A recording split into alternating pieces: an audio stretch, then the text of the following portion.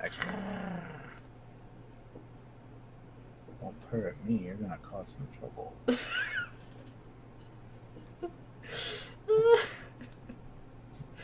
There's the blooper.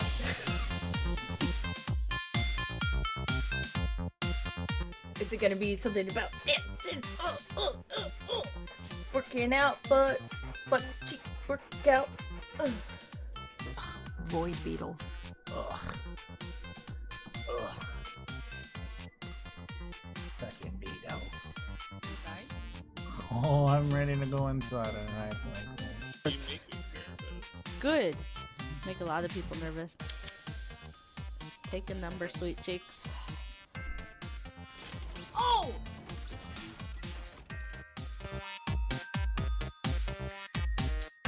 Welcome everybody to Beyond Bytes. This is episode 6. I am your host, FragPaws, joined by the lovely, I will one of these days get the direction right, Hotdog. We are missing one of our hosts today, Sarah. She is going to be out, unfortunately, for a few episodes, but we do look forward to her return. So it is just the two of us today, and in the coming shows we will have various hosts for your entertainment pleasure. But for today, that's true. Actually, that was a very small one of my topics today. Pleasurable entertainment. Sort of. Sort of. I'm intrigued. So I actually read a news article about an hour ago that said that gaming now is the most popular form of entertainment in the entire world. Mm-hmm. Now. So nobody... Not just... It's always been. Well, it statistically is now. Statistics mean nothing. It is. Oh no, statistics are horrible. Like, please, God. Who follows statistics? Statisticians. Analysis people do statistics. I did statistics in school. I know, I like to analyze things. And it was horrible. By the way. It was bad. I'm enjoying accounting a lot more than statistics, and I don't even enjoy that, so. But we have a couple of topics to go over for you guys this week, to kind of what captured our eye and what we feel like is talk-worthy. One of the things I have an actually very big topic that Hot Dog and I are very opinionated on, but I'm going to save that for last. I am opinionated on nothing. Yeah, okay. So one of the things that a small one is that I'm excited about, Fortnite Season 5 comes out in 3 days. Yay. I've been kind of noticing, if you guys do play often, or if you don't, if you look in the sky when you land, the sky's all broken up and cracked. There's been rumors of like an Egyptian kind of theme. I even saw something on Twitter, a guy posted about the map. It's exactly the same, only it's yellow. Which would be interesting if the map all of a sudden was covered in sand. That would actually be kind of cool. It actually kind of would be, you're right. I don't know if it's an actual image from Epic themselves or how they got it, so it could be fake, it could be not, who knows. But on July 12th... Does it say this image is Epic and a watermark on it? It had a watermark on it, but I didn't expand the image to actually take a really good look at it. I just saw the comments and people were saying that it was fake, and then somebody said that no, it came from two Epic boys or whoever the hell they are, and that it was legit. Okay. So I guess on July 12th we'll find out, because that's when the season starts. That's back and forth. It's fake. No, it's not. Seems to come up regardless of what source you're looking at. So. And I do have to say, as much as I love superheroes, I was very underwhelmed by Season 4. I just felt like the outfits were just plain. Like, I don't know. I just didn't play as much this season as I did the previous ones. So, hopefully, they do some things. They've been sending portals yesterday for any avid players. There was a stagecoach that got dropped in Moisty Mire on top of a hill, which was a portal. It actually got announced during another Fortnite streamer that I was watching. One of his viewers said that it had just dropped. So we went and took a look at that, and that was pretty cool. But You said it was a portal? Yeah, so there's these portals that are getting dropped that are adding things into the game and then sucking old things out. So I read in an article that Interesting. there's that motel that's to the bottom right of Junk Junction, that random hotel. Apparently the sign has been sucked out, so the sign's gone. So now when I play later today on stream, I need to go look for the sign and see if it's actually gone. And then there's been stuff added. There's a new stadium that I noticed that got added around the same area. We're going to have to knock that one down. Yeah, but that one, there's no top to it. Oh, goddamn it. I know, so we're going to have to break the other one down again, which was We'll fun. break down the walls. Yeah. One of my favorite things to do if anybody's watching me play Fortnite is I love to destroy the walls and then just watch the buildings collapse. And Hotdog and I actually took the time to do that to the football stadium that's next to Tilted Towers. I like that you said football, because half the people that watch the show are going to be confused. Cause Oh, they're like, soccer. "There's no football." Soccer. Sorry. I know too But many no, people. you said it right. Like, that's the proper term. I know a Brazilian, so what do you expect? It's all Psychic's fault. She's going to comment on the show now. There we go, blaming Yelling other me. people for our mistake. Mm-hmm. Yeah, that Fortnite stuff is news to me because I don't play it that much. Not that I'm against it. It's just, Yeah, I didn't play it much, and all of a sudden I started again the other day, and I was like, "Oh, stuff is different." It's like, what did I miss? I know that PUBG added a map not too long ago that's very island-esque. Well, I say island. All of them are fucking islands. That's very like tropical, sort of. Ooh. I have yet to check it out, but it looks pretty cool actually. A bunch of people are saying it's their favorite map on the game, so I'm curious. We may have to dip into some PUBG goodness. Yeah, soon. I haven't Just touched look at PUBG that. in months. I haven't either. And there goes the whole Fortnite versus PUBG thing again. It's they're both cool games. I understand from both sides why people like which one they like, and I mean you can play both. You don't have to choose, but a lot of people choose to choose. And I think between the two, I would like PUBG more if it wasn't for the fact that there's still so many bugs and glitches. And as opposed to fixing what's wrong with the game, they just keep trying to add new features and new platforms to draw more people in instead of keeping the current players happy with making the game run stable. Yeah, I feel like Fortnite runs smoother. I think concept. that's one of the things I like the most is I feel like it just runs smoother, so it's easier for me to play. Yeah. And the hackers are the other thing. Yeah. If there wasn't so much stupid, like, shooting through the walls and ignoring clipping and all that stuff, people are getting so many kills that they shouldn't be getting simply because they get away with hacking, and But it's annoying. PUBG on mobile, I'm amazing, so... Well, then we're good then. We don't. I won my first two Everything's games. solved. Frag has fun on mobile. Yes! Yes. Yep. I actually got rid of it, though, because it was taking up way too much space on my phone. But Yeah, I'm surprised I haven't deleted it yet. I mean, I can always reinstall it, but... yeah, I can't I'm play just- Fortnite for shit on my phone, so apparently just everything's backwards. Just can't do it. There's too many with the building and stuff. I can't even build on PC. You expect me to build on my damn phone. Yeah, right. I really needed set keybinds for that. That's probably half the reason why I'm so... Well, I'm terrible at shooters anyway, but that's probably half the reason why I'm so bad at that one, even more so, is because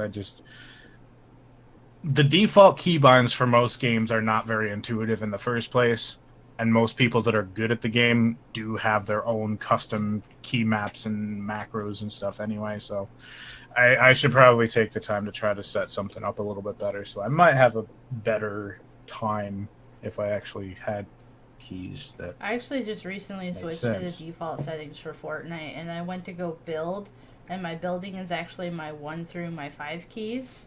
Mm-hmm. And I went to go build something, and I hit 3 for my slope, and I pulled out a shotgun instead, and I was like, yeah, need to reach a little bit further up to build.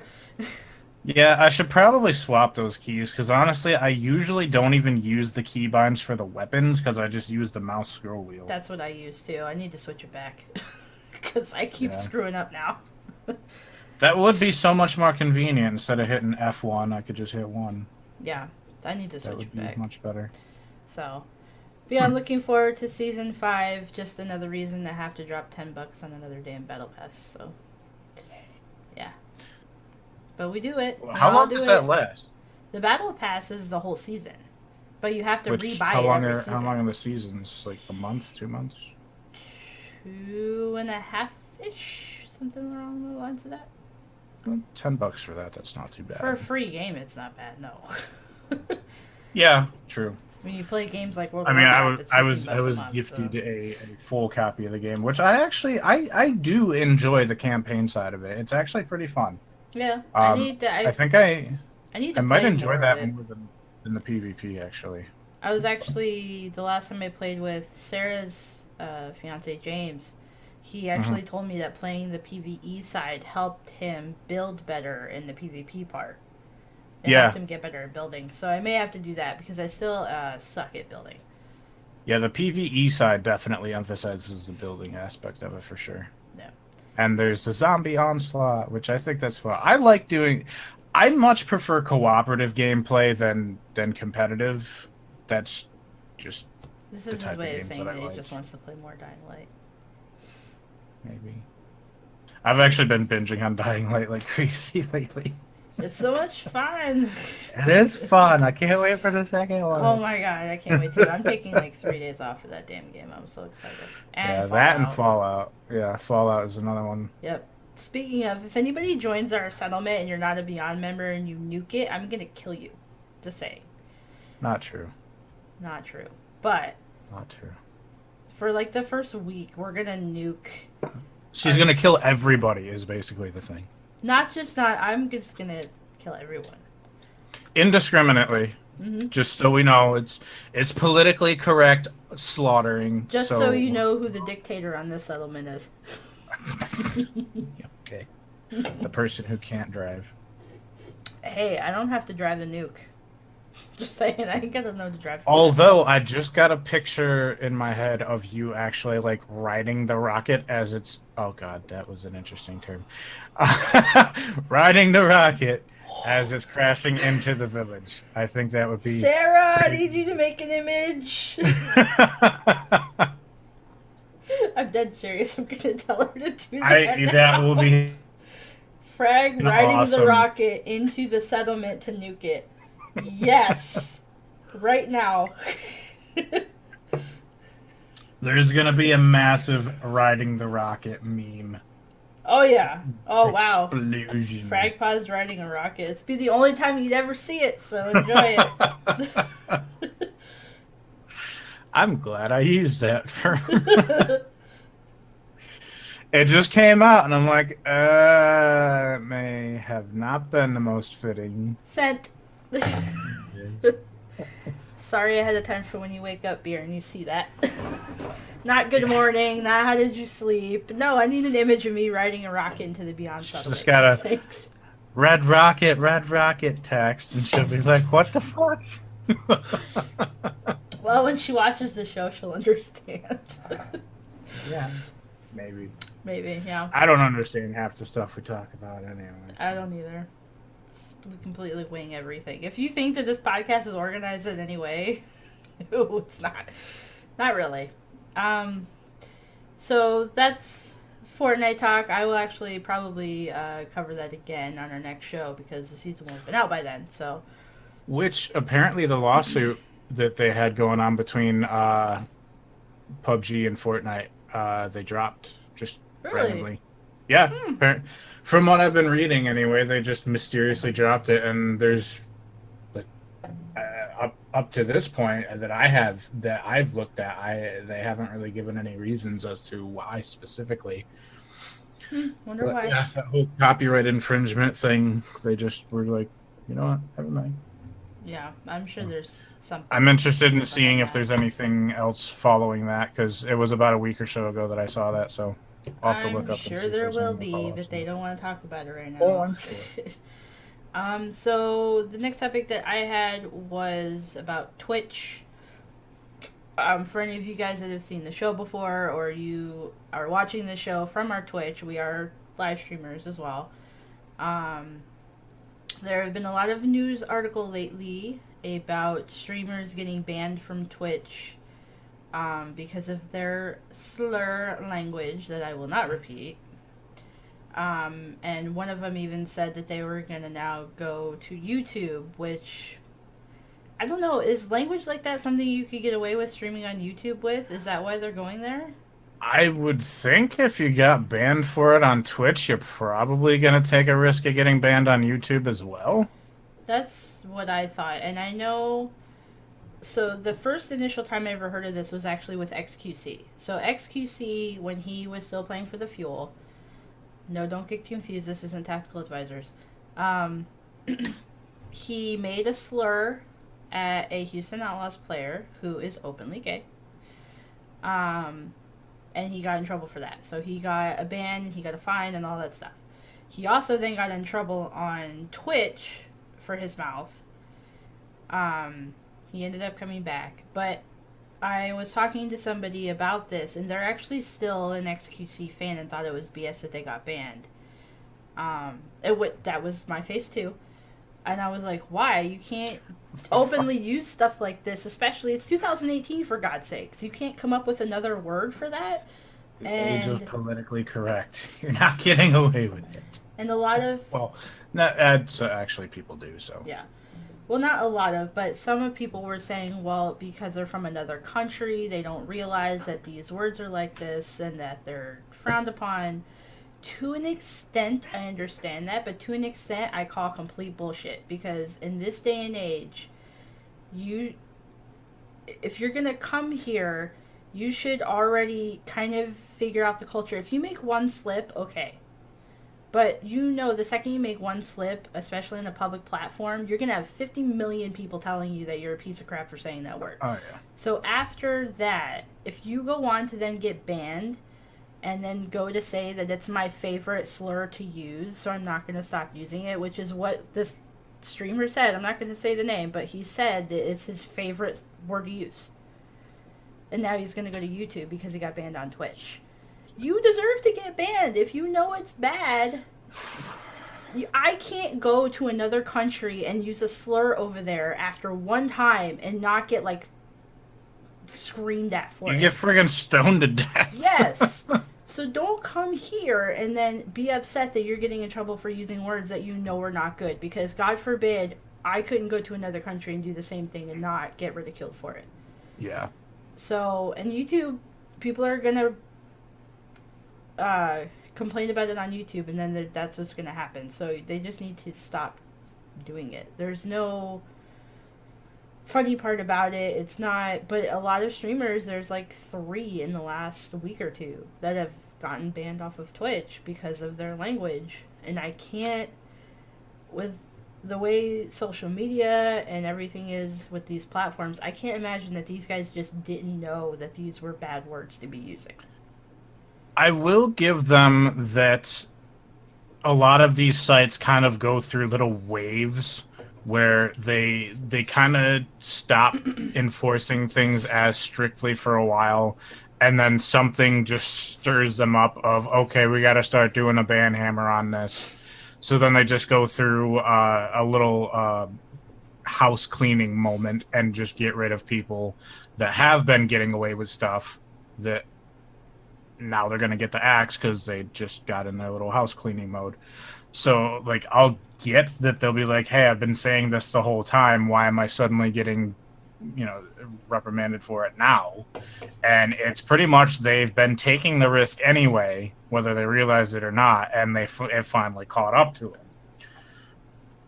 Well, I could get, a slap on the wrist and don't do it again, but if you keep doing it and you're like, I'm not going to stop because I love it, then yeah, you're going to have to get some sort of punishment, I guess. I don't even know if I want to say punishment, but there's consequences for every action that you make. And if you're making the action that there's consequences against, you're going to get the consequences. My brain just kind of turned to mush when I was talking about that, because Well, and that's where Twitch needs to be consistent. You can't, if you're gonna set guidelines for things, you can't just pick and choose when you're gonna enforce them. And now exactly. that a big streamer's doing it, now we have to start hammering everybody. No, you have to treat everybody the same, and unfortunately, they're not going to, because this was a little bit of what we discussed in the pre-show. Is that everything? I don't care what anybody says. Everything is driven by money. Yeah. Everything, including Twitch. So there are people that are saying that these people are getting banned and unbanned because these are big streamers and they're making Twitch a lot of money. And I hate to say it, but I completely believe it, because Twitch still has to make a business. Absolutely. They still have There's to no make reason money. they wouldn't. That double standard thing is bullshit to me, because if you have the rules, your flagships should be the ones that are setting the example for it, not getting away with it because they make you money. But like you're saying, money makes the your partners, corporate world go round. So yeah, people that are partnered and have that title should be the ones that are setting the example for affiliates and for people that don't even have affiliate yet.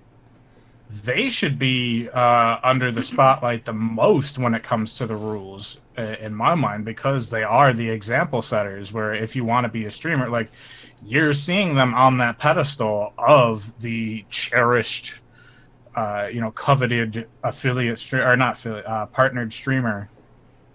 And that's the examples that you should be following. If you see them getting away with this stuff, it's just going to make everyone else go that much more rampant with saying whatever the hell they want. And then people are going to push the boundaries just for that shock value to get more views. So, well, I mean, I get... It makes Twitch look bad. It does. And that's their double standard is going to shoot them in the foot eventually. I'm kind of surprised that it's not doing so more. And I am surprised by it, because technically, so as streamers, as affiliates, as partners, you don't specifically work for Twitch. They're not your employer. So for us, like when we have to file taxes on what we make through Twitch, I actually had to do this for last year. You're considered an independent contractor. So when you get paid out by Twitch, taxes don't come out of it. You have to pay taxes at the end of the year for what you earn. So even though you're not directly employed by Twitch, you're still representing them. These are still people that are on the front page of your website. So if anything, everybody needs to be still held to the highest standard, but these partners need to make sure that, I feel like, to step up, and when they see things, to try and at least bring it to Twitch's attention. They're not obligated to do anything about it, of course, because it's not their channel. But, these people, Twitch is paying you, I feel like, to do what you love. So if you're doing something for a company that's paying you money, why are you not even caring that you're going against TOS, and then you get pissed off because you get banned? Like, Twitch is doing everybody a huge favor by doing this, especially with the affiliate program. And then you go and do things like that and shoot your own self in the foot, and then get pissed off at them. I don't understand. Why would you bite the hand that feeds you? I mean, language these days is like the hot topic, so you really do have to, like, it.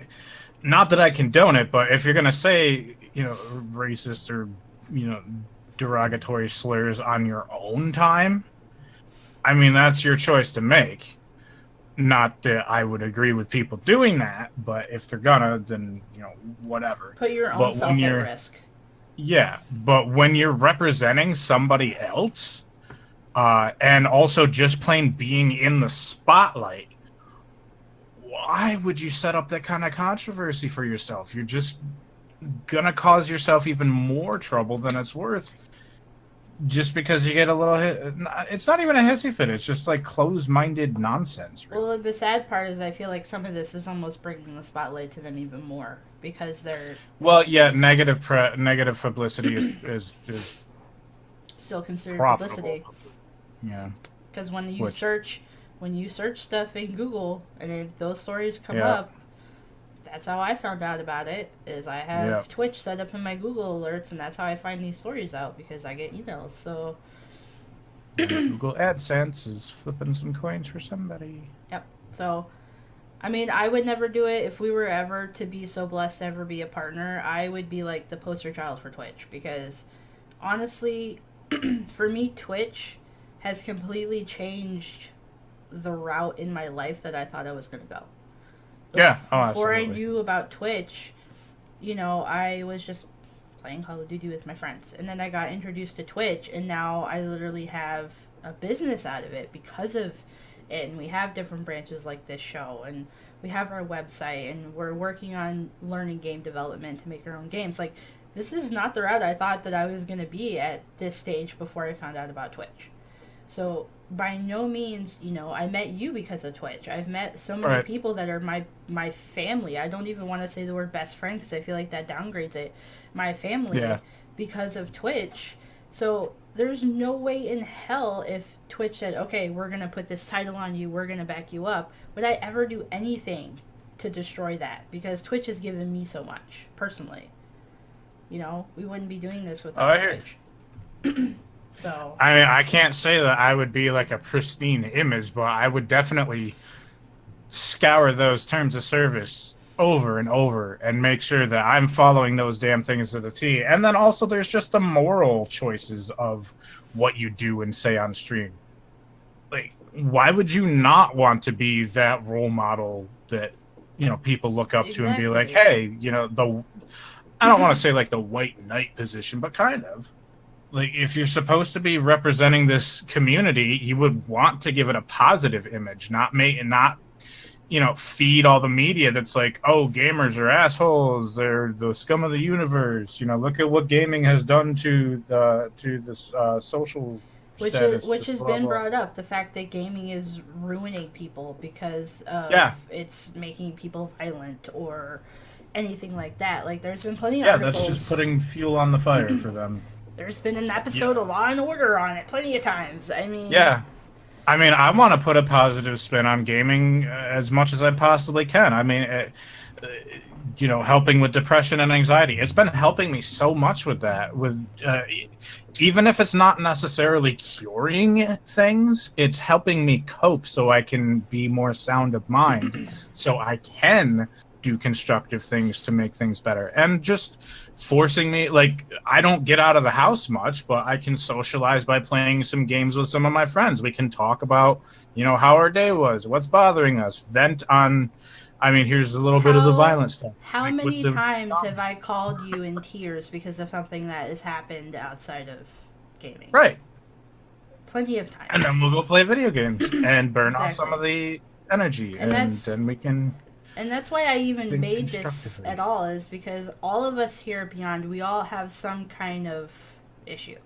Whether we struggle with anxiety, whether it's depression, whether it's whatever, we all have, something that we feel is holding us back. And I feel like being a part of this group has helped all of us. It's helped me tremendously, because when I first started streaming, I didn't ever want to be on camera. I was terrified of being on camera. Now I could care less. Now I don't care. I can't say I could care less, but I definitely am much more relaxed about it. Like, well, if I just rolled out of bed, I care. But other than that... Yeah. Well, I got to do my hair and all that shit. So. Yeah, all that gel and stuff. But it's definitely helped with my anxiety, my depression, my PTSD. I haven't been having attacks nearly as often since doing this. I'll still have them, but it doesn't get triggered as often.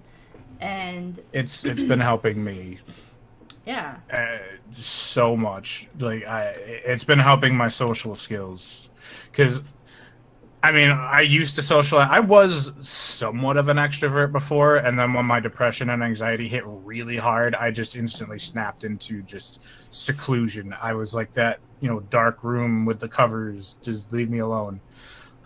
This has helped me come out of my shell so much. I still have a long way to go, but I've made so much progress from where I was before, thanks to just the social element of Twitch, which that kind of circles around for me. Why would you want to compromise your social circle by doing something stupid? So Sarah just texted me back and said, "LOL, why?" I said when you watch the show, you'll know. So, but and that's such a good point. Is like it really irritates me to no end. And I know we could talk about this all day, so I know we kind of have to wrap this topic up a little bit. But it pisses me off to no end that people are doing stuff like this because, one, it gets a bad rap. Two, it's like being on the platform of streamers like that have gotten banned. It's so hard to get to that point. Especially now, because you have IRL streams, you have all these different ways that people can stream now, so it's much more accessible to people that want to be broadcasters.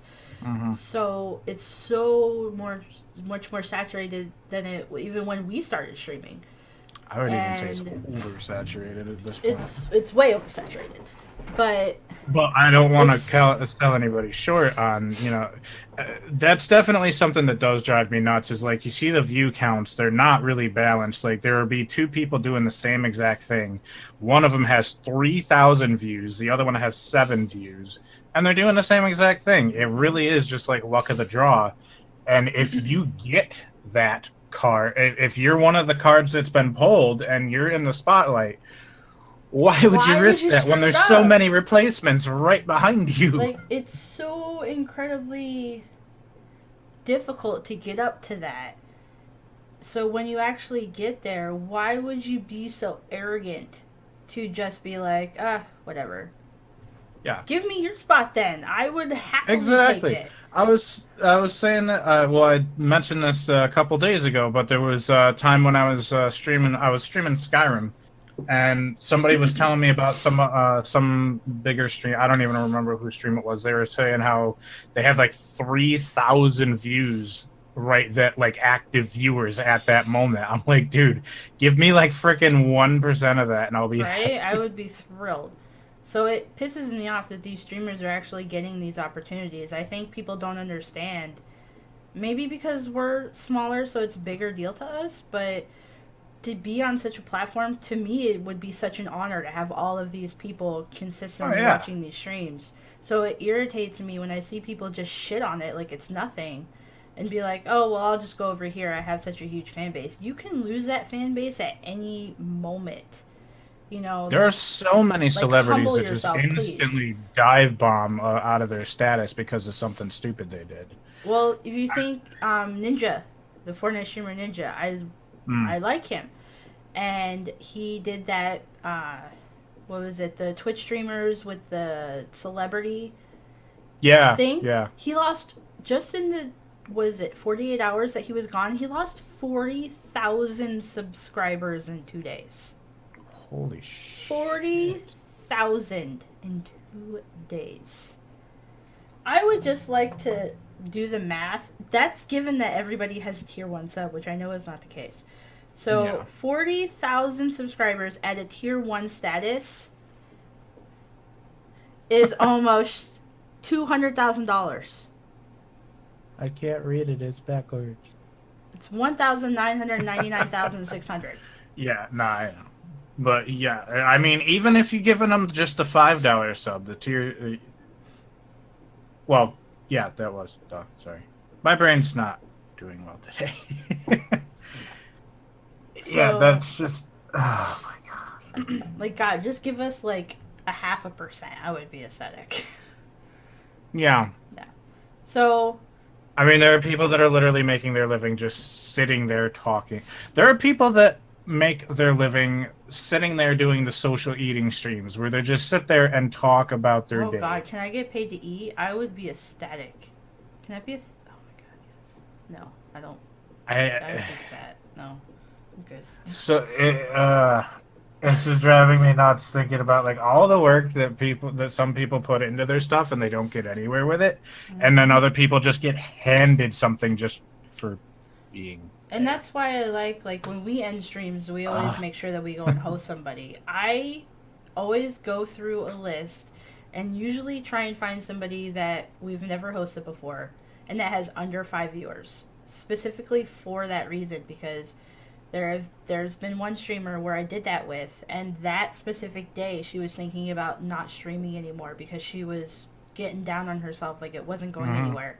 And because of our random host, and now we're like really good friends with Lemon Yeah. Chaos. Yep.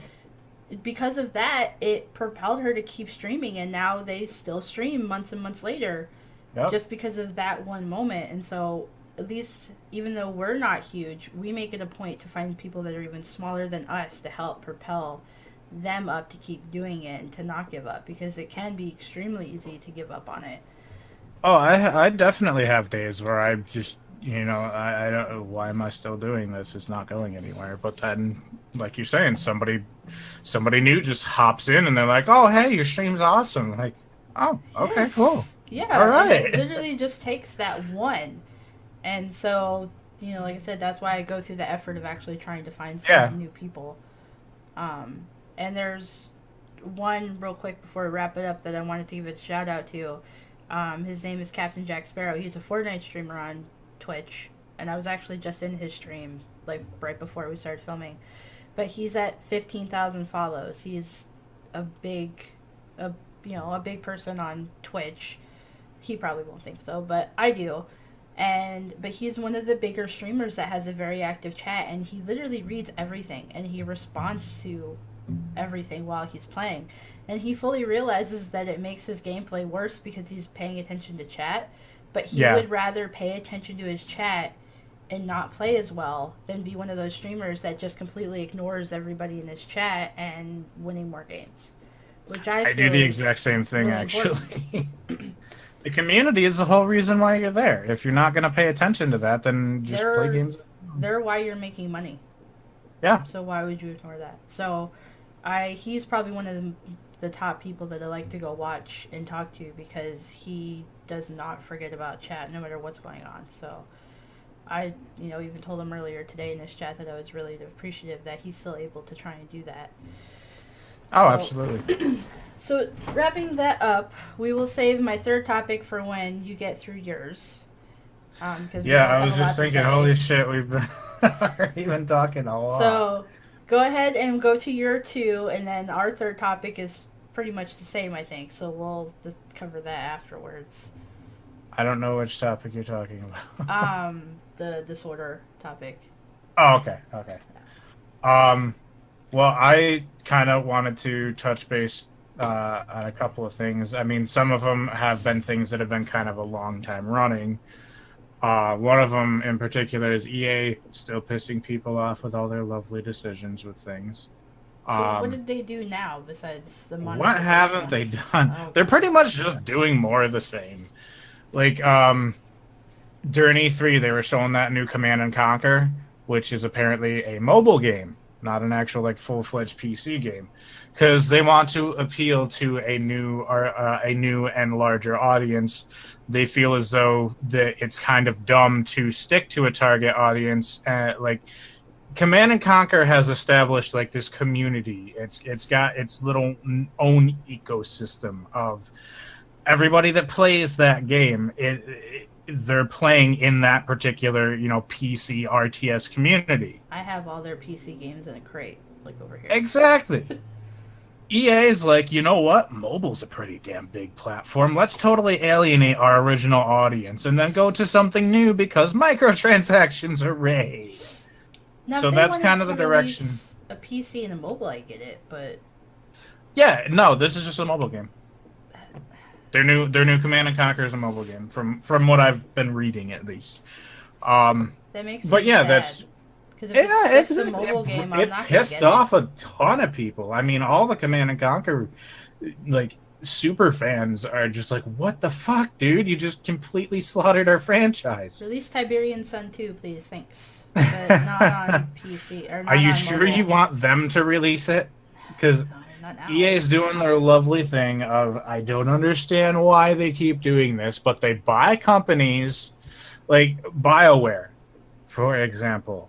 They bought, BioWare, I loved their games so much. Mm-hmm. And BioWare bought them because it's a potentially profitable company. But then they get their claws in the shit and they turn them into an EA company as opposed to letting them do what they do and it makes money. You buy a company that's making money so they can make money for you by doing what they do. You don't buy a company and then turn it into another part of you and just completely slaughter and tell them that everything that they've been doing up to this point is wrong. Wasn't You it need kind of to like do it a it's our not way. broke, don't fix it kind of thing? Exactly. And then they've done that with so many companies. BioWare hurt me the most because I loved their games. That was one of my favorite RPG companies. And there's so many companies that they do that with. They buy them and then they transform them into one of their own little mini subsidiaries that makes games the way that EA thinks they should be, which is just multiplayer microtransactions. So basically, EA is where people go to die. Yes. Basically, And it amazes me that these companies agree to sell to them. I understand that sometimes companies do need to sell because of financial burdens, but you have a say. Well, and if it's a publicly shared company, sometimes you don't. But if it's like a privately owned company, you would have a say in who your company's going to. But it's just killing it even more because it used to be that the people that ran these companies were gamers themselves. They were there because that's what they loved. Now you got CEOs that used to run like oil companies and soda companies and Fortune 500 companies that's all they care about was the numbers. And these are the people that are running a lot of these publishers now. And that's all that they care about is the bottom line and digits. So they're going to go with what's making the money, regardless of how that money is being made. Well, so they're killing on money makes the world go round, right? Yeah, exactly. They're killing their own company.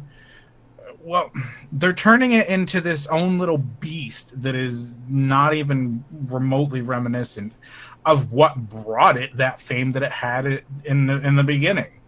Yep. And EA to me is just not. I just don't see them as a game company anymore. I just see them, like you said, it's a friggin' graveyard anymore.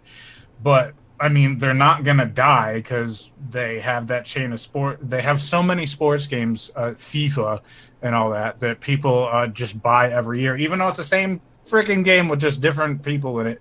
Sometimes, just a roster update. Occasionally, they'll change some of the mechanics of it, but not very often. But it's literally just a reskin of last year's game, just like freaking Call of Duty. But they have Battlefield and the EA Sports divisions and all that. They're not gonna go away because those things make so much money, and the microtransactions, even though people hate them, they're still fucking buying them. Which there are countries now that are actually considering loot boxes officially as gambling, and they're starting to restrict them. So that's going to choke EA a little bit. So hopefully that will give them something to think about. And another thing that's been pissing off a lot of people is the whole Star Wars franchise. They're pretty much slaughtering that. They don't even play that anymore. Now, like, everybody was so hyped, and it just... I know Darryl plays the Battlefront 2, the newer one, simply because he has it. Yeah. And supposedly, I mean, I played the beta of it. It was fun. It was fun. But they keep crippling it with this stupid... Supposedly, they got rid of the whole pay-to-win concept of the loot boxes. But still, the loot boxes are there, and it annoys a lot of people, including myself. I mean, some people enjoy it. I can't get too irritated at loot boxes because I do play Overwatch. So I feel like it would be slightly hypocritical of me. I don't buy any. Well, I have before, so I know I can't be critical towards people who do. You can't be critical because you're part of the goddamn problem. But no, like Star Wars. I mean, the first Battlefront, the 2000, what was this, 16, 17, whatever that came out.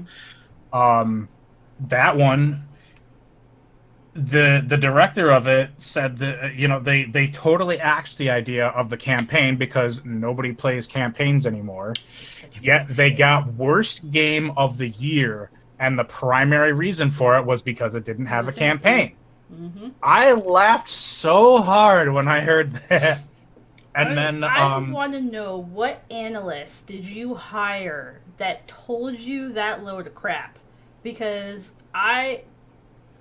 Maybe 'cause I'm Bethesda in- and CD Projekt are making a killing on campaign-based games. Like, now that I'm in business school and I actually heard that they said that nobody plays this anymore, what analyst did you hire that gave you such wrong information?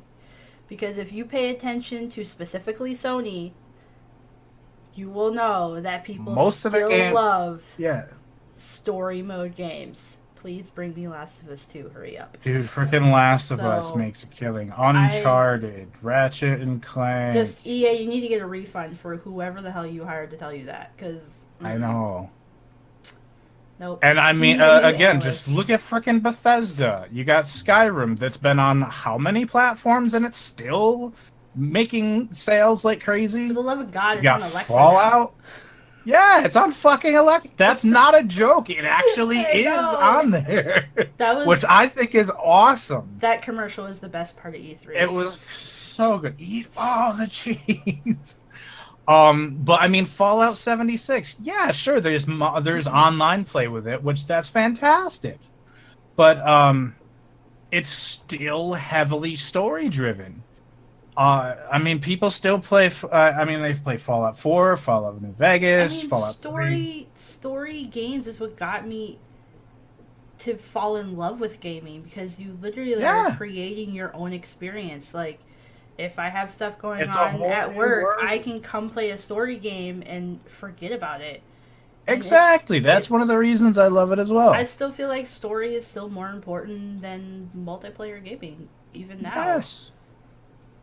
I mean, Final Fantasy 15. They added multiplayer into it, which I don't know how many people have actually played.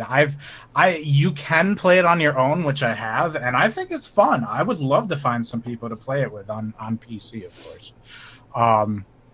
But the multiplayer side of things it's really fun. I enjoyed it, but that's the single player game is what drove it. I mean, hell, I played through Nier Automata again, and I still am in love with that game. He still gets giddy. I do, and it's not just because of the Android ass. I mean, it's fantastic, but the story is so cool. Yeah. Watch it. But yeah, the whole people don't like campaigns thing, I don't understand where they got that from. Which, speaking of that, Visceral was working on a story-driven Star Wars game with Amy Hennig, Really? which she was part of the Uncharted series, I believe. Yeah, led by Uncharted creator Amy Hennig. But that yeah, they might actually be good then, because would have been. oh, Exactly. EA decided that a story-driven Star Wars why do game you get my hopes was not up like going- that? was not going to be profitable, so they shelved it. Wow. It is EA, no what the more. fuck? It is no more, because they were working on it, and then they handed it off to another company and to turn it into like this open multiplayer thing, and I believe they eventually just decided, like, it's shelved right now. I don't remember exactly the full route that it took. EA, what the? Okay, if we can do Blizzard's job, we need to do EA's job. EA, like, DM us. we can save you Right. still. What the hell are you doing? So apparently there's a studio in Vancouver that took over the project, but it's completely different than what it was now. It is not the same I feel like at story-driven this point, adventure that we you were could going to create get. a better story mode game than EA could. And I cannot wait until I have all my skill. Well, obviously I'm not going to have every skill set in my head. We have a lot of hours of video. Game development is one of those things, like coding. You're never done learning that. But I cannot wait until I'm up to snuff enough to actually start pumping out some projects. I really, really, really want to get to the point where I'm like, see, this is what I wanted to see from you guys, so I just fucking made it myself. Yep, you wouldn't do it, so we had to do it. Yes. And this Amy Hennig, she is apparently going to be starting her own indie development company. Really? And I Amy. mean, exactly. I'm available. I mean, the person that created Uncharted, according to the article that I read, is starting her own indie game company, I think even if it's not like AAA quality, it's gonna be fun. It's gonna be amazing. It doesn't really It's gonna be matter. so much fun. It's her doing it. Yeah, and it's like a lot of the people are a group of people from Ninja Theory that were doing Enslaved and Heavenly Sword and all that. That was Didn't Microsoft just buy them? Wasn't that one of the ones from EA that they announced that they acquired? Yes, it was. It was the team. It was the team that did Hellblade, which I was going to say. Hellblade, they did that as an independent developer with a smaller budget, and they came out with that amazing experience. I'm going to be playing that again. And the first time I played it, as soon as the game was over, I hit start new game immediately after the credits stopped rolling because I didn't want it to be over. I loved that game that much. And I will be playing it again, streaming it again in the very near future. Yay. Yay. I loved that game so much. It was so good. And it was interesting to me that they said half the game for half the price. That was kind of their motto because they charged $30 for it. It was the same My length wallet to me. thanks you. Yeah, right. But I found it funny that they said half the game for half the price because that was about as long as Heavenly Sword and Enslaved. So, like, it was a full-size game to me for $30. I would have loved it if it was longer because it was so awesome. But, yeah, the length of the game was surprisingly decent for the price of it. Yeah, so, I mean, that's EA's bullshit there. What else you And...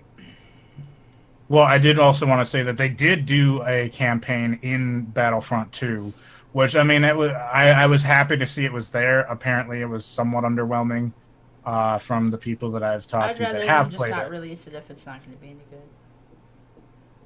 Yeah, I'm on the fence about that because, like, I like to see that they're at least trying, but yeah, they're kind of just like giving people. Well, they should take I mean, notes from other games. How long are we waiting for Kingdom Hearts? I would rather them perfect it before they just throw it out there. Like, they're under much pressure, and they're still like, no, we're not going to release it until it's done. I think part of that was basically just to appease the people that were saying there was no campaign. That's why we didn't like the last one. So they're like, here's a freaking campaign. And then they're going to be like, oh, nobody liked the campaign. That's why we don't make them.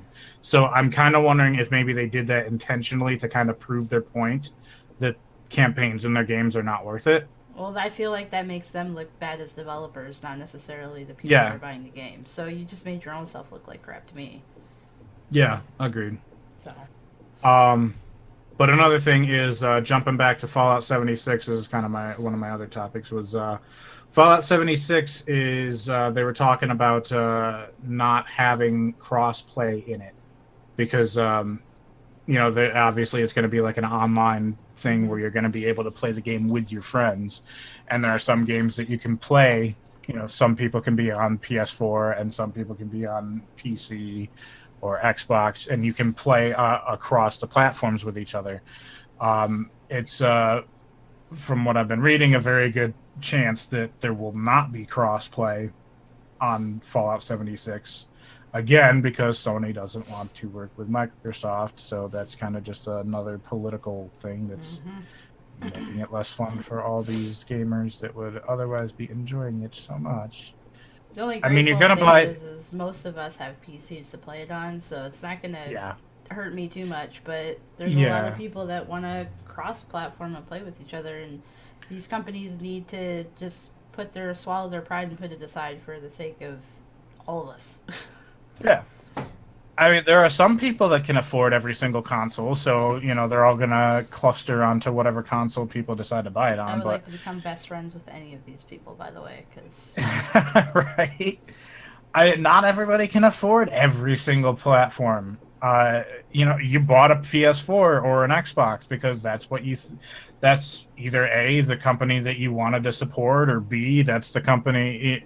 One of the things that one of the things that I always tell people when they're like, "Hey, which platform should I get? Which one do most of your friends have?" Because that's, if you want to play with your friends, that's the platform you're going to need to get because not all games crossplay. Most games don't. It's one of those annoying things where it shouldn't even be an issue anymore. It should just be I mean, I get it from a business standpoint why you wouldn't want to crossplay, because you want people on your platform, so But I you're feel gonna like make they it would so. be making more money though if they did crossplay, because I feel like there not being crossplay might prevent some people from even buying the game, depending on Well, if it's. that's kind of the thing, is like it hurts the developers of the game, but the companies that make the consoles, that's kind of a different picture for them, True. because they're not going to make as much money from selling consoles, because all the people's friends are on Switch And that or makes whatever. sense, because I initially, when I bought my first console, it was a PS3 over an Xbox, and I did that because of God of War, because it wasn't on Xbox. Right. So, Well, that's exclusive, so yeah. So I mean, that kind of that's kind of different, but definitely still plays into that as well. Console exclusives are kind of a little bit on their own, but yeah, that definitely does play into it. But I mean, it definitely hurts the developers to not be able to implement crossplay simply because of the political nonsense going on between the console companies. I mean, people are going to buy Fallout regardless of what console they're buying it on, but still, if you're like, I can't play this game with my friends, it's kind of dumb to even get it. Although Fallout, it's got an amazing story anyway, so if you're going to get I mean, you're getting Fallout because it's Fallout, so. Well, it's even, people got excited when Fortnite became cross compatible, but people didn't realize that meant that PC could play with Xbox or PS4, but PS4 and Xbox could not play together. Exactly, and that's the bullshit that people are going to get upset about, where, they're like, if I can't even play with my friends, I'm not going to get the game. So really just get a PC is what we're trying to say. Yeah, pretty much. My ideal scenario is PC and PS4 if I were to get a console. And then, if you want the Nintendo exclusives, obviously you can switch for that. I do want to get a Switch. But a lot of the Microsoft exclusives, they have that cross-play with PC. Like, a lot of the exclusives that come out on Xbox One, you can play on PC with their games for Windows scenario there. So really, a PC and a PS4 is, in my mind, the way to go. But that's what I did. I digress. I don't even have my Xbox anymore. I stuck with PS4. But I always tell people, if they're trying to decide, for me, the way I view it, if you want story-based games, go with PS4. If you care more about online play and multiplayer, go with Xbox. That's, in my brain, that's how I separate it. Because I feel like Xbox focuses more on online gameplay than they do story, and I feel like it's the opposite for PlayStation. So I can't disagree with that too much. And I enjoy more games on PS4 than I have on Xbox. So, but it's a personal preference. If you are Xbox fans, don't get upset. Xbox is still a great console. Don't get me wrong. It's just a personal preference. I don't have anything against anybody for whatever console they pick. I mean, I'm personally not a Microsoft fan because of their business practices, mostly on the Windows side of things. But if you like PS4, you like PS4. You like Xbox, you like Xbox. You Microsoft like Switch, Office is great. I actually really do like Microsoft Office. As much as I don't like Microsoft as a company, Office actually is a pretty cool set of tools. I actually really like the way they make everything. Like, the layout is just so intuitive. I mean, obviously it takes a minute to get used to it because there's just so much stuff. But it actually makes sense. As much as I want to use LibreOffice all the time, Office is just a smoother experience. It just is. But I did want to touch base on another little mini topic before we talk about the other one. Okay. Captain Spirit. The Awesome Adventures of Captain Spirit. I did. I took the time to play through it. And for me, yeah, it was a short. It's really short. How long was it? It only like a couple hours, maybe. Oh, that's not bad. Yeah, it's really not. Some of the dialogue to me was kind of corny and kiddish, but I mean, it's from a kid's perspective, so I can't really fault it for that. True. But I mean, sometimes the dialogue can be like a little too cheesy, but with Life is Strange, you kind of expect that anymore because a lot of their dialogue, like, the cheesiness is part of its charm in some ways. Well, we love but cheesy, so I'm all for that. and I have been playing Life is Strange Before the Storm. I just started chapter 3. Did you? Because I've been slowly playing that. Yeah, I just picked it up like a week or two ago. So I've been slowly playing through that along the other stuff. I might have to switch to that later tonight. I need to get through the first one so I can play Before the Storm because I know certain details about Before the Storm that I want to play. Yeah. Yeah. Yeah. Thinking about it, yeah. Yep, that scene. Yep. You definitely. I mean, I think you could. You could probably get away with playing either one first, and it would still make sense. I can't, because there's references to both of them in both of them, so you're gonna understand what's going on anyway. I would say just because of the way that they did develop it, that you'd probably be better off playing Life is Strange before you play Before the Storm, just because the way that the dialogue is. They talk in a way as if they expected you to have already played the first one, because they'll like, when they're talking about something, they'll talk about it as if it's something that you already knew about because you played the first game. Yep. So there will be a few things that you may be like, wait, what? Until you play the entire thing. It's both of them are ones that you'll definitely want to play far more than once. And every time I've seen somebody stream the first Life is Strange, there's always choices and consequences that I'm like, whoa, I have never seen that before. That was pretty interesting. And there were parts of the story that I didn't even know were possible that I saw happening on other people's streams, which was pretty cool. But anyway, Awesome Adventures of Captain Spirit. It's actually considered a prologue to Life is Strange 2. So the choices that you... What's that? September. Yeah, September 27th, I believe, is when they said. Yep. Yep, September 27th.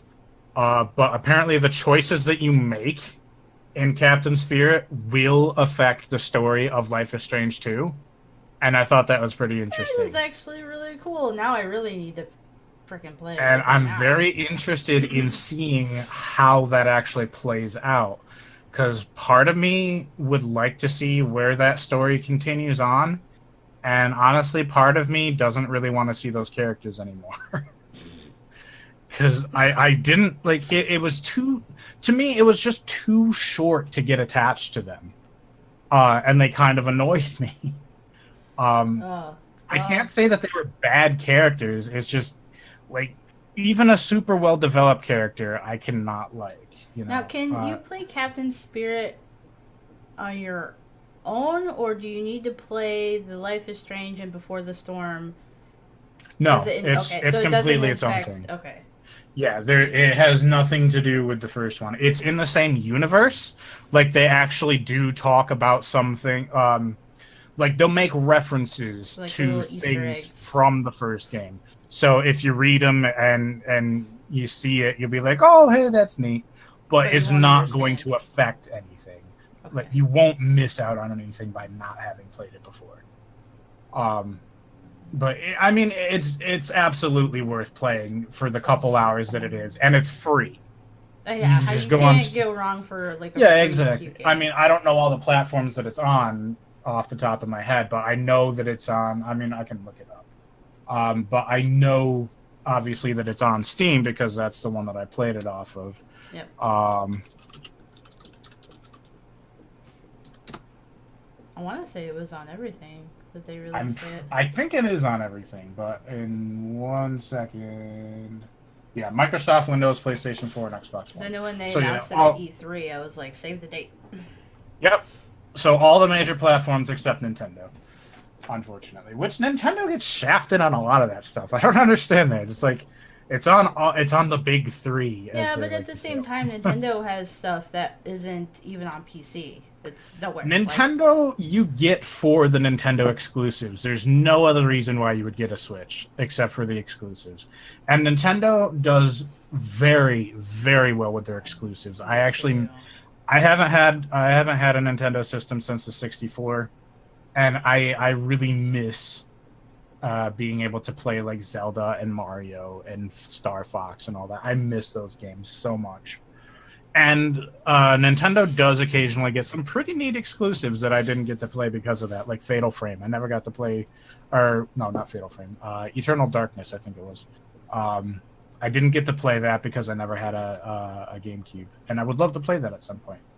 But anyway, yeah, Captain Spirit, it's like 2 hours worth of gameplay. Some of it's pretty cheesy, some of it's actually really funny, and it definitely has. It's one of those kinds of stories that's like sparkly and cheery, but underneath it has like really dark, deep undertones. That's right up my alley. So yeah, it's a neat play. I definitely can't say it's one of my favorite games, but it's definitely worth checking it out. And I'm really curious how the choices in that will affect your story in Life is Strange 2. Luckily, we don't have to wait too long. It's not like a 2. Yeah, I mean, I don't even know what characters are going to be in Life is Strange 2. I'm really eager to find that out. And like I said, I'm kind of hoping that the characters that were in Captain Spirit are kind of just like side characters myself, because I wasn't very attached or fond of the characters that were in it. They just didn't settle well with me. But that's my own thing. I mean, other people may absolutely adore the characters that are in it and want to see them in the full game. I'm kind of hoping that they're just side ones, or like a part of the story, but not the whole thing.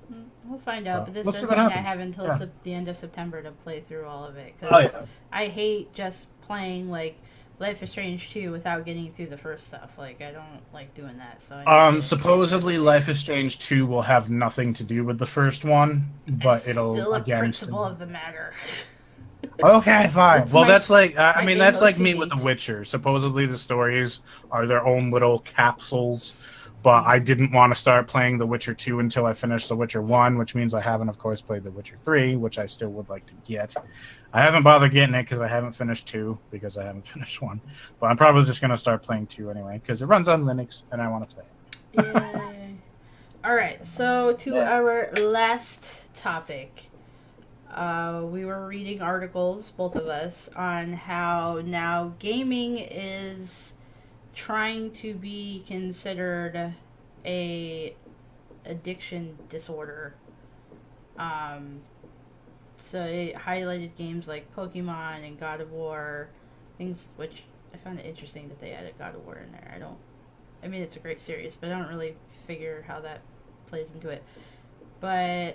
Or games like Fortnite, where in the esports episode we talked about where that one guy got banned from playing Fortnite anymore because he was playing it so much that he was hurting, giving himself carpal tunnel, and he couldn't pitch. So, but they're trying to categorize it as an addiction disorder, which I think is complete BS. And I feel like their stats on that are for specifically a younger audience.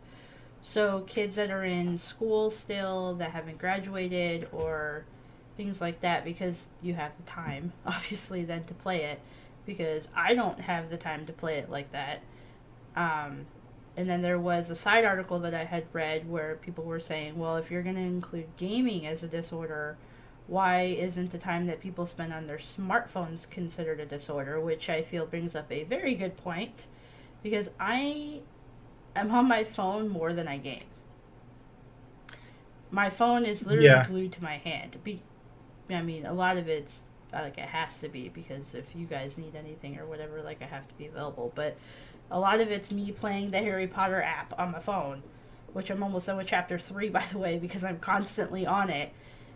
But I just don't understand where this whole it's all of a sudden an addiction thing has come, because when I grew up, and even when you grew up, we're not that far apart in age, people weren't talking about it how it was like an addiction. I mean, there were certain things where people were blaming it for violence in kids and stuff like that, but it wasn't this big, huge, it's an addiction thing now.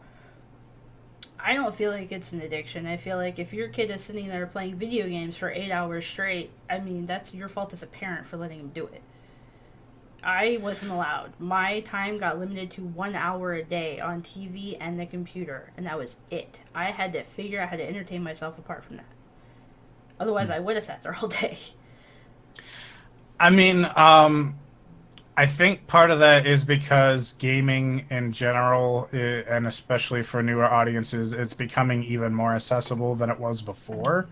Because, I mean, we have a lot of free-to-play games. Like, if you have a PC or a smartphone or a tablet, you can instantly already start playing these free-to-play games and do the microtransactions and all that crap if you so choose to. But I think part of it is because it's just more accessible than it used to be before, and it's more acceptable to be a gamer. Because before it was like, you know, it was the nerd thing to do was to be a gamer. But now it's kind of like just everybody plays games. And like you were saying with the cell phone part, that has been considered an epidemic for a while. I just think it kind of like breezed over because nothing was really done about it too much. So now they've kind of moved on to the next hot topic to kind of reinvigorate things. And a lot of this I really feel is just, you know, media just stirring up views. You know, they're just trying to get more ad revenue by stirring up the next big issue, because the other topic kind of died out a little bit. So hey, let's bring up another controversial subject. Well, it is getting more acceptable with like esports, and now there's colleges out there offering scholarships for esports now. Yeah, so that's kind of like any other any hobby can turn into an addiction depending on how much you indulge in it and what you're willing to sacrifice in order to do more of that. And I think it's very much a personality thing as opposed to the medium itself, because, like, you know, drugs are obviously an addiction. You know, any hobby, including it in the same category as drug addiction, by the way, in that article, which I felt was kind of crazy. But I mean, it kind of makes sense because there are people that are willing to sell things off to be able to buy games. Yeah. And people will be skipping work and sometimes skipping school to play video games, which, I mean, I've done before. Yeah, I think any hardcore gamer has skipped work for a game release or something at some point. Yeah, prepare for my days if you do it once in a while. Yeah, I mean, if you're like, to me, that's the same thing as, like, you know what? It's a super friggin' nice day. I don't want to go into work. I want to go outside and have a picnic or something. So you skip work to have fun. People do it. It's whatever. But when you start, like, sacrificing your health and your friendships and all that, that's when it starts to become a problem.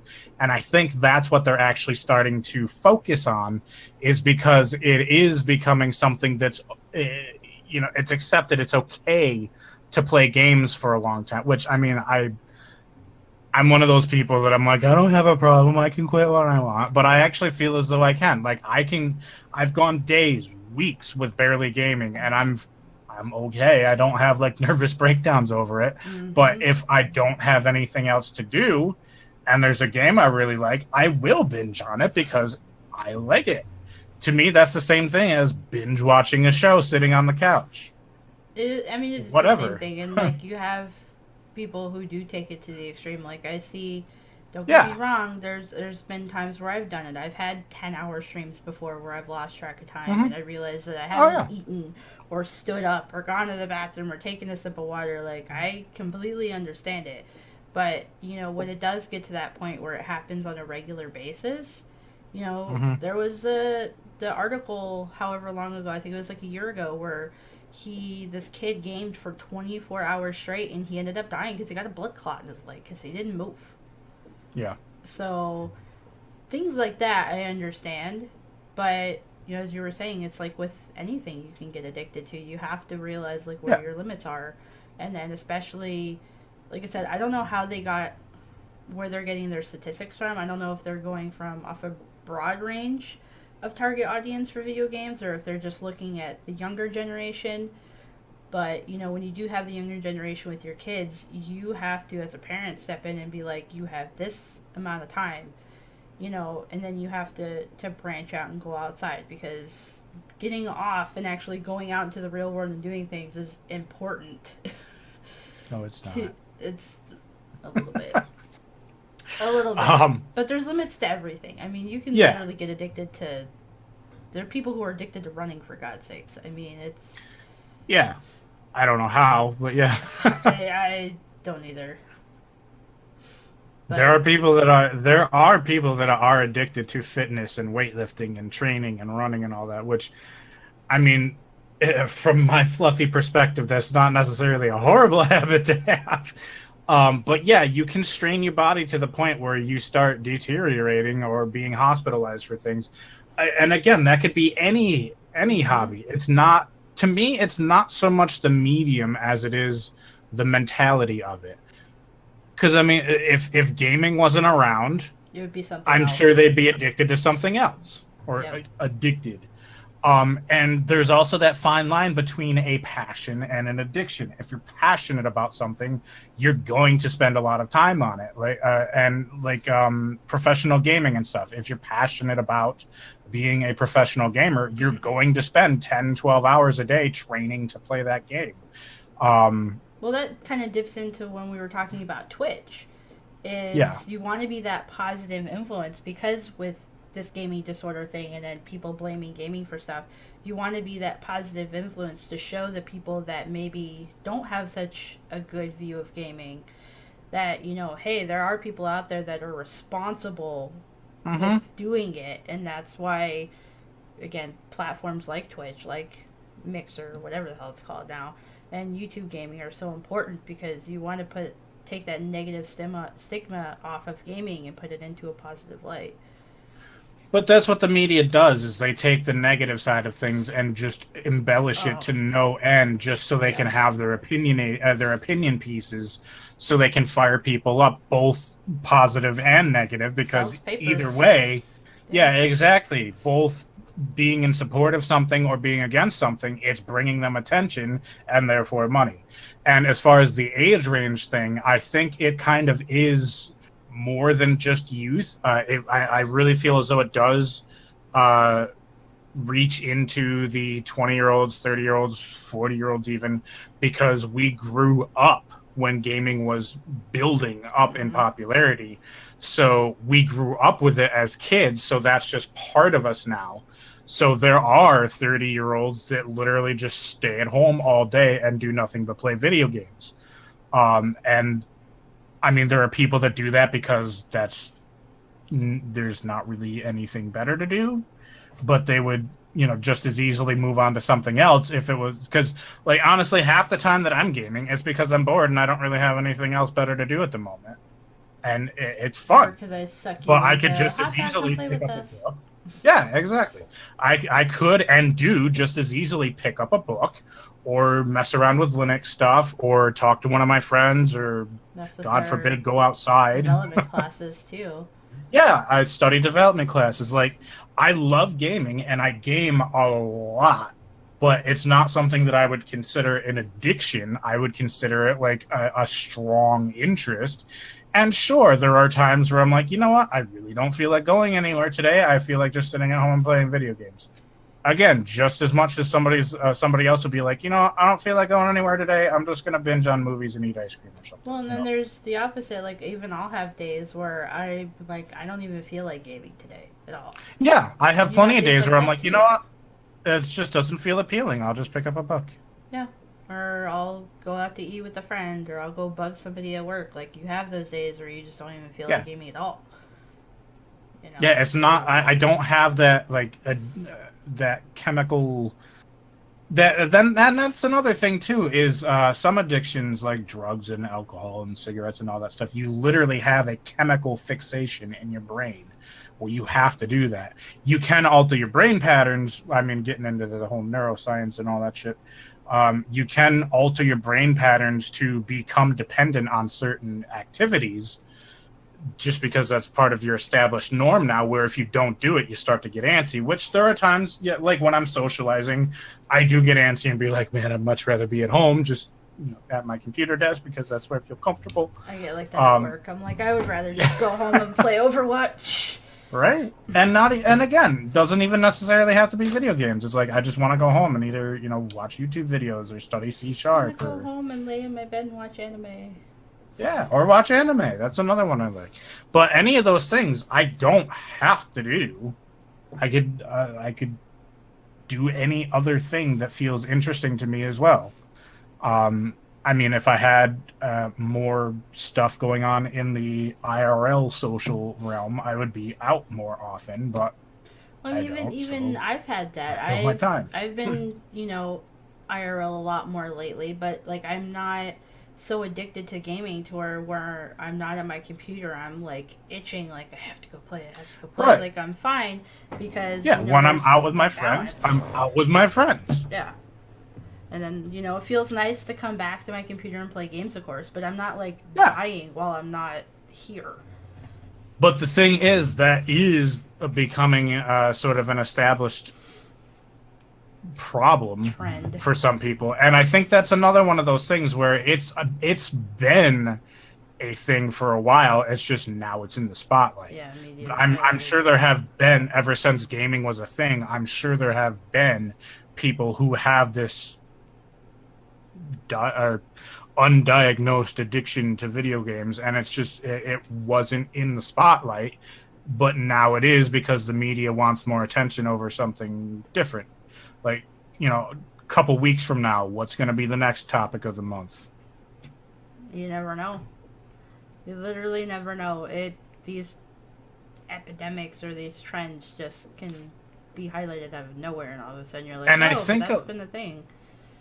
And I think a lot of that is the buzzwords behind it, Yep. Like, there are so many more diseases that are just labeled as diseases, so these drug companies can sell something else to people just Yeah, because. I feel like diseases and disorders and the word addiction is just being thrown around way too much. It is. It absolutely is. Like, I love gaming, but I'm not so addicted to it that I couldn't go without it for a couple of days. Like, I've done it. I'd be fine. So I mean, as much of a geek as I am, I could just stop using technology. And sure, it would take a while to adapt to it because I'm just used to having the convenience of information at my fingertips. I will say I'd be fine. The 1 week that I went on a cruise and I didn't use any internet, the most I had was I got to watch a couple episodes of American Idol on the TV in the room. That was it. Mm-hmm. And I had no access to Facebook, text messaging, nothing. And it was actually extremely resetting. I felt so refreshed after being cut off from technology for a while, and I just felt cleansed almost. Like, I know that's a weird word to use, but it almost kind of felt like that. No, I know what you mean, because I will have days where I will just not touch anything technology wise if I can help it. Like the last 2 days. And it feels great. Yeah, so I mean, and of course, as soon as I got back to land and everything, and my phone started going. Revert right back to. My phone started going nuts, and I literally had to sit there for about an hour for my phone to catch up. And then you have to catch up with everything, yeah. Yep. I was trying to respond to people, and stuff kept going off, so I was like, you know what? I'm just going to put the phone down. Give it 10 minutes, let it do its thing. Wait for all the messages to pop up, and then I'll respond. But, you always see those memes on Facebook and stuff. If you had to spend, 6 months in this cabin with no internet, no nothing, for $2 million, would you do it? Where do I sign up? Fuck yeah. Where do I sign? Because I'm all for that. So, I mean, there's definitely people where addiction it qualifies for, but you don't need to be throwing it around to any person. Yeah, I think a lot of it really is, again, it's stuff that's been a thing for a while. It's just they're giving it spotlight now because they needed something to get attention for. Yeah, I feel like gaming is definitely... In a few weeks, it'll be something else. Yep. It'll be something else. Yep, it'll be... The question that some people ask is, okay, if they're bringing attention to this one thing that's not a big deal, what is it that they're trying to cover up that actually is a big deal that we're not knowing about now? That's something that a lot of conspiracy theorists and then just straight up, media. Mm-hmm. It's just really about what's people. gonna make them money. Again, money makes the world go around and anything. So I do love that conspiracy theory thing, it's like, okay, we're talking about something in New Guinea that doesn't matter. What's going on that I should be paying attention to? Yeah. Well, that's with anything. I mean, that's also with the government, too. You'll see posts of, oh, you're paying attention to this, but secretly behind the scenes, this is what's happening. I actually just saw that the other day. So I won't get into it because I'm not trying to talk about politics on here, but we'll talk about it after the show. Yes, you are. That would take way too long. So Okay, we'd never be done. we would never be done. The show's gone. I think this is the longest show so far already. So even after all Yeah, the it's been pretty edits. long. But it's been good. It's been good. I definitely miss Sarah. I look forward to when she returns. Yes, Next the show that we doctor will be record, back. we will have another co-host here. I believe for the next one it will be Thee, who is a co-host with me on Tactical Advisors.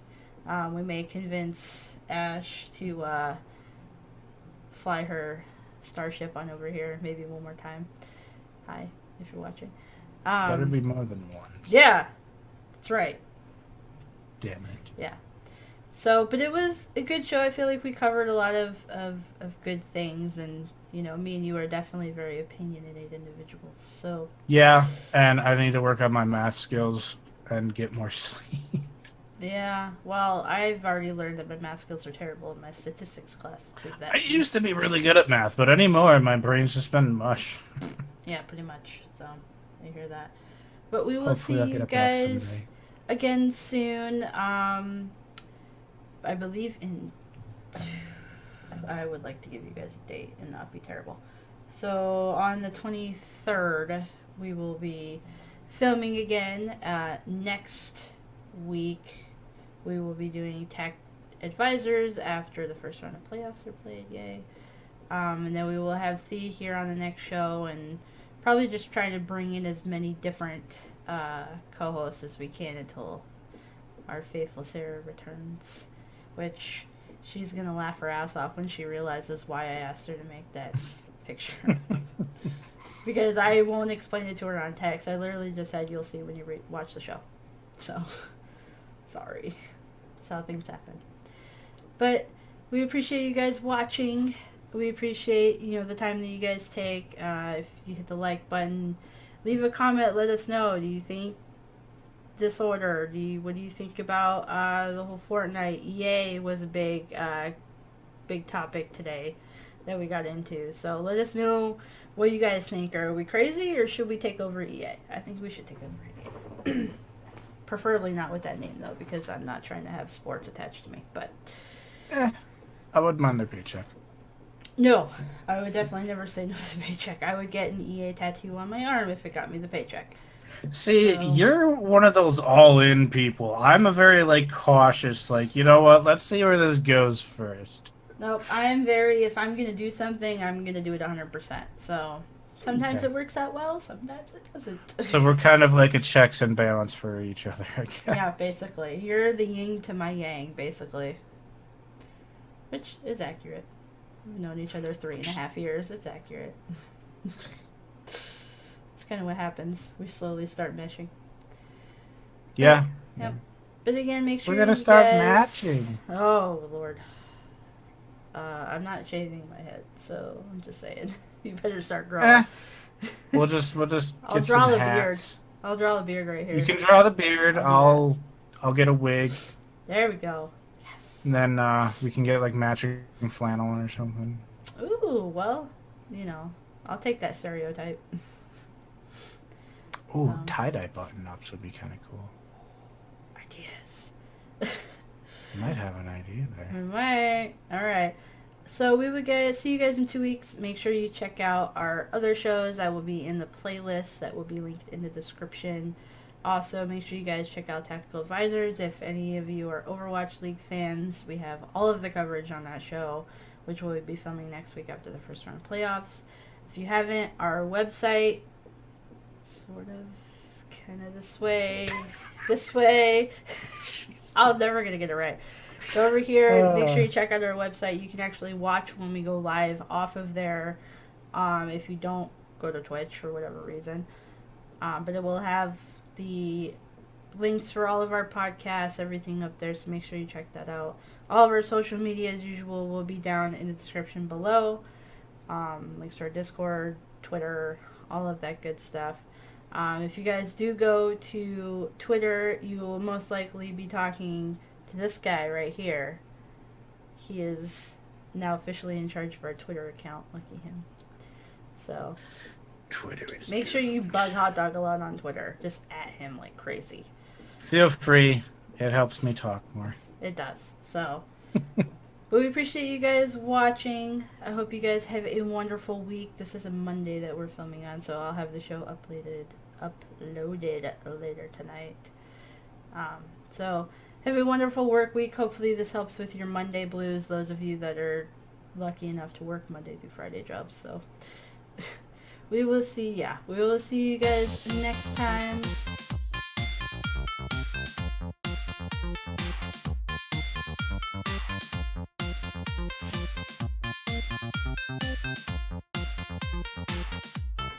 God, that was like almost 2 hours. But it was fun. It You're was. like, I want half hour. Honest I to want God, half hour shows. honest to There God, are no I half feel like hour shows.